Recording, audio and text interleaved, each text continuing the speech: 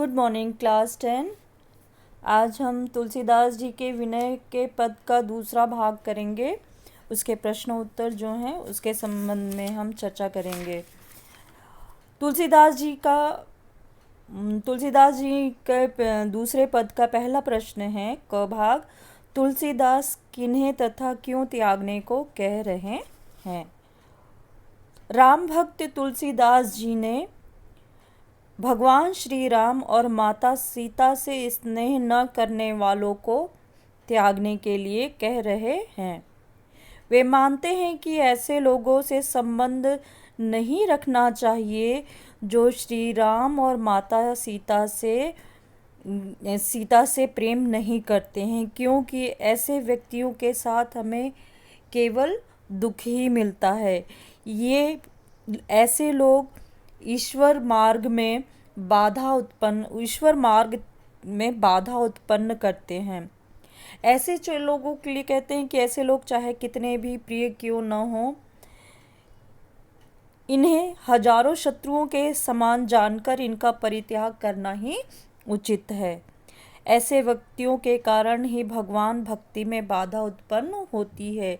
इसलिए तुलसीदास जी कहते हैं कि जिन्हें श्री राम और माता सीता से स्नेह नहीं है, उन्हें हजारों शत्रुओं के समान जानकर उनका त्याग कर देना चाहिए, क्योंकि इससे मनुष्य को दुख प्राप्त होता है।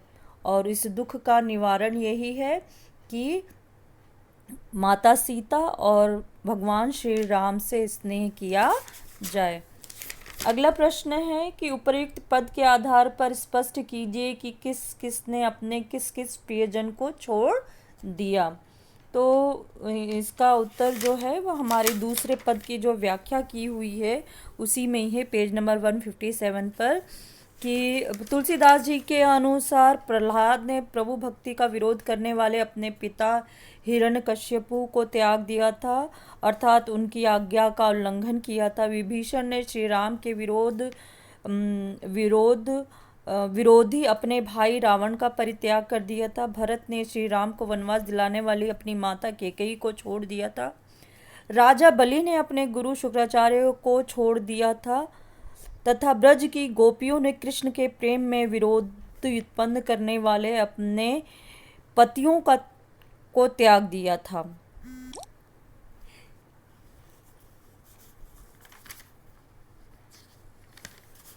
अपने पतियों को त्याग दिया था।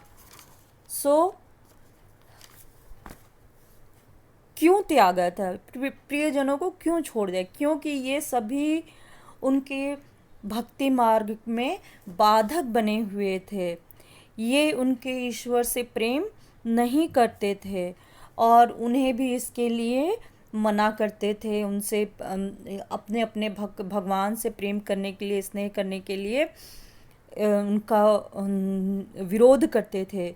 तो इन भक्तों ने उचित यही समझा कि वे अपने ईश्वर का त्याग नहीं करेंगे, बल्कि उन्होंने अपने प्रियजनों का ही त्याग कर दिया।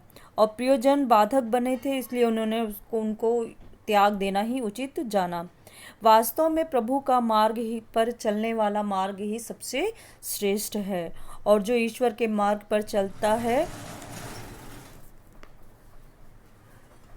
वह किसी के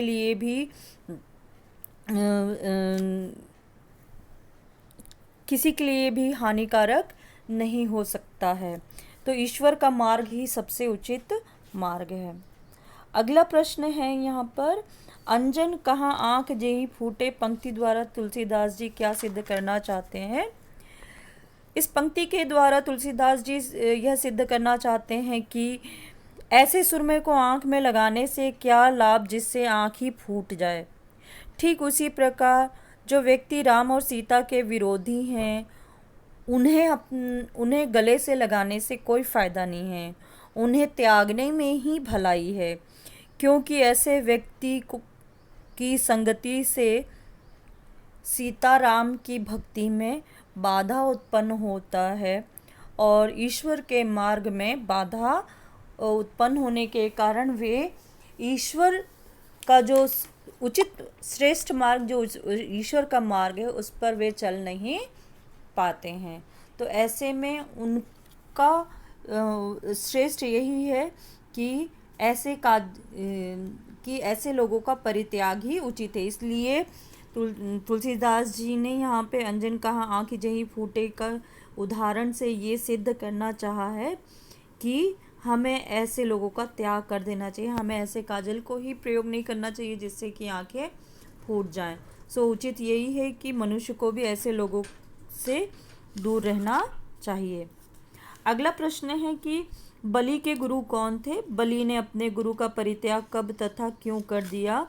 तो बलि के गुरु शुक्राचार्य थे। राजा बलि के गुरु शुक्राचार्य थे।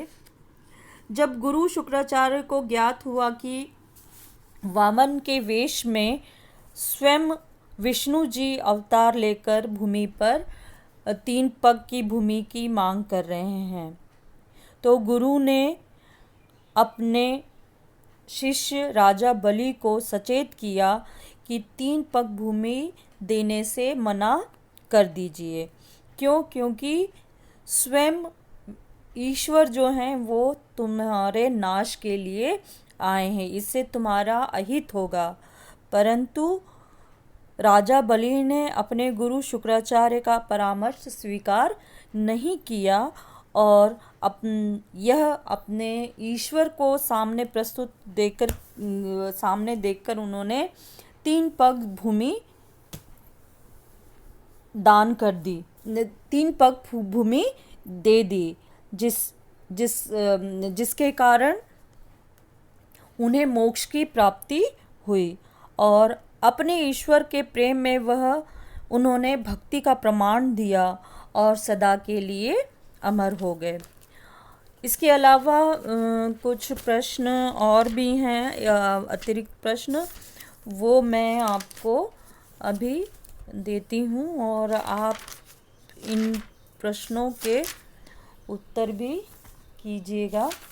इसमें पहला प्रश्न है कि कवि ने किसे उदार कहा है? ये तो जानते ही हैं, कवि ने किसे उदार कहा है। दूसरा है कवि के अनुसार जीवन में सुख किस प्रकार प्राप्त हो सकता है और भगवान श्री राम के चरणों का गुणगान कवि ने क्यों किया? ये तीसरा प्रश्न है कि भगवान श्री राम के चरणों का गुणगान कवि ने क्यों किया है। एक अगला प्रश्न है जो कि प्रथम पद जो है ऐसो को उदार जगमाही की उसकी अंतिम पंक्ति है, तो भजु राम काम सब पूरन करे कृपा निधि तेरो। पंक्ति की व्याख्या कीजिए। ठीक है। इसके अलावा और प्रश्न है कि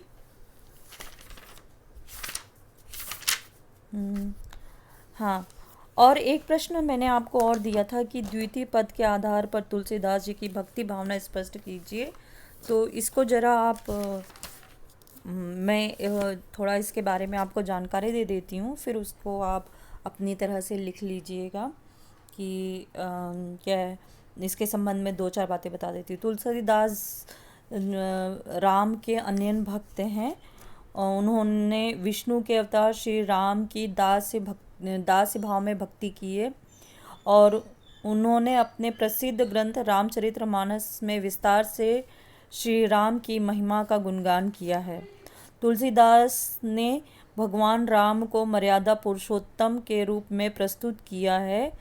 राम की कृपा दृष्टि होने से मनुष्य भवसागर के कष्टों से मुक्त हो जाता है, उसे सांसारिक सुखों की भी कमी नहीं रहती है। तो इस तरह से तुलसीदास जी ने अपने आराध्य या अपने प्रभु को अपना स्वामी माना है और उनकी आराधना की है और उनका जो संपूर्ण जीवन जो रहा है वो राम के भक्ति में ही बीता था। सो बच्चों, आप ये सारे काम कंप्लीट कर लीजिएगा कॉपी में। अगले पार्ट में, अगले ऑडियो में हम या वीडियो में जो भी है उसमें हम मिलते हैं। बाय।